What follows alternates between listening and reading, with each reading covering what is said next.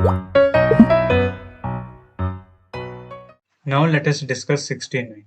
The compound that is most difficult to protonate is, among the four options, which compound is difficult to protonate? That means it's difficult to donate its lone pair to H plus ion.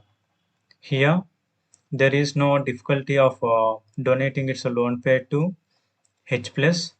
To protonate, it forms hydrogen bond positive having one lone pair plus hydrogen. Okay.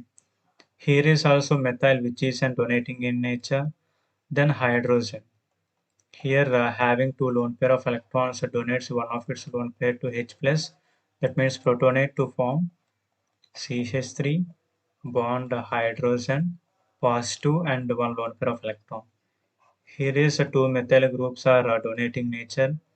That's why there is no problem to donate one of its lone pair to H plus to protonate. It gives rise to double bond O positive bond CH3 bond CH3.